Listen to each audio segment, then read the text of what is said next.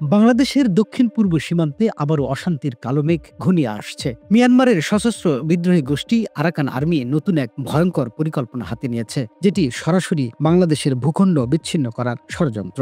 Rakhine রাজ্যে Myanmar সেনা ও border guard পুলিশের ব্যাটালিয়ন দখলের পর সীমান্তের ওপারে আধিপত্য বিস্তার করছে আরাকান আর্মি। তাদের কর্মকাণ্ড এখন সীমান্ত পেরিয়ে বাংলাদেশের ভেতরে ছড়িয়ে পড়ছে। অস্ত্র মজুত, মাদক পাচার থেকে শুরু করে রোহিঙ্গাদের উপর নৃশংস নির্যাতন সবই তাদের নিত্যদিনের কার্যক্রম। তবে এবার তাদের মূল লক্ষ্য বাংলাদেশের সীমান্তবর্তী অঞ্চল দখল করে ভূখণ্ড বিচ্ছিন্ন করা। 2024 সালের ফেব্রুয়ারি থেকে রাখাইনে রক্তক্ষয়ী সংঘর্ষের মধ্য দিয়ে আরাকান আর্মি নিজেদের শক্তি বহুগুণ বাড়িয়েছে। মিয়ানমার সেনাবাহিনীর 2টি ডিভিশন ও বিজিপির 10টি ব্যাটালিয়ন ধ্বংস করে বিপুল পরিমাণ অস্ত্র ও গোলাবারুদ নিজেদের দখলে নিয়েছে। বর্তমানে রাখাইনের প্রায় 271 কিলোমিটার এলাকা তাদের নিয়ন্ত্রণে। সম্প্রতি নাক্ষেংছড়ি, থানচি, আলীকদম সহ সীমান্তের নানা রুট দিয়ে আরাকান আর্মির অনুপ্রবেশ বেড়েছে। এমনকি স্থানীয় উপজাতিদের মিয়ানমারে নিয়ে গিয়ে সামরিক প্রশিক্ষণ দিয়ে আবার বাংলাদেশে পাঠানো হচ্ছে। এমন কার্যক্রমের নেপথ্যে রয়েছে এক আন্তর্জাতিক ষড়যন্ত্র। প্রভাবশালী 2টি দেশ আরাকান আর্মিকে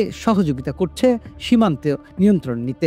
আরাকান আর্মির শক্তি বর্তমানে প্রায় 45,000 যোদ্ধা। তাদের ক্ষুদ্রাস্ত্র উৎপাদন কারখানাও রয়েছে। ভাষাগত ও সাংস্কৃতিক মিল ব্যবহার করে তারা স্থানীয় ম্রো, মারমা ও অন্যান্য উপজাতি সম্প্রদায়ের মধ্যে প্রভাব বিস্তার করছে। অনেক যোদ্ধা স্থানীয় নারীদের সাথে বিয়ে করে স্থায়ীভাবে বাংলাদেশে বসবাস শুরু করেছে।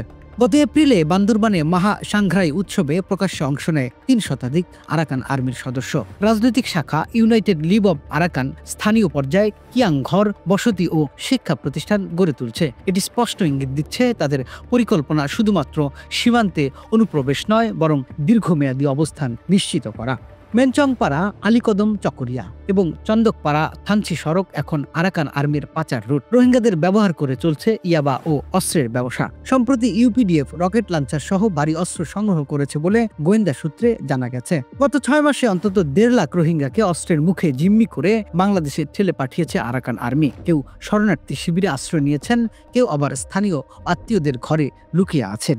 এভাবে রোহিঙ্গা সমস্যাকে আরো জটিল করে তুলেছে তারা। বাংলাদেশি গোয়েন্দা সংস্থাগুলো মনে করছে এসব কিছুর পেছনে রয়েছে ভয়ঙ্কর এক আন্তর্জাতিক ষড়যন্ত্র। সীমান্তে ভৌগোলিক নিয়ন্ত্রণ নিয়ে বৈশ্বিক শক্তিগুলো নতুন করে প্রভাব বিস্তারের খেলায় নেমেছে। আরাকান আর্মি সেই খেলার হাতিয়ার মাত্র।